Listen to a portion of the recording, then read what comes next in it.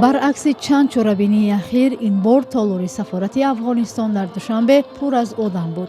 حضور گرم مهاجران افغان به ویژه زنها به خاطر تجلیل از روز مادر است که همه ساله 8 مارس جشن گرفته می شود. زنان افغان افزای کشور خود را با شعر تصویر کردند. دیدیم وحشت آمد و لبخند کوچ کرد، اوقات تلخ ماند به ما قند کوچ کرد. اهریمنان که یکسره در شهر ریختند، از کوچه کوچه کوچه خداوند کوچ کرد. بعدی به قدرت رسیدن طالبان در افغانستان در سال 2021 زندگی زنان و دختران افغان به کلی تغییر یافت. طالبان در این مکتب‌ها را برای دختران صنف‌های بالایی بستند و زنان را از حق کار و آزادی‌های دیگر محروم کردند. به زنها هشدار دادند که برقع بر سر کنند و تنها از خانه بیرون نآیند.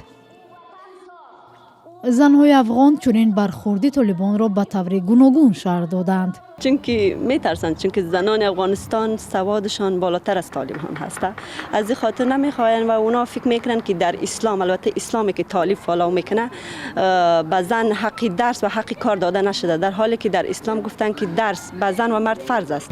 اونا خودشان بی سواد هستند، اونا تحصیلات ندارن، اونا به می خاطر نمیخواین که افغانستان رشد کنه، خانم‌ها یا دختر خانم‌ها رشد کنن، استعداد خود نشان بدن، تحصیل کنن.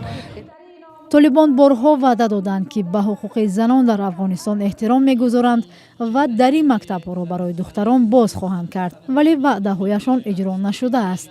بیش از 6 ماه می شود طالبان در افغانستان سر قدرت هستند، ولی هیچ کشوری حکومت آنها را اعتراف نکرده است. احترام به حقوق زنها یکی از طلب‌های اساسی جامعه جهانی از طالبان است.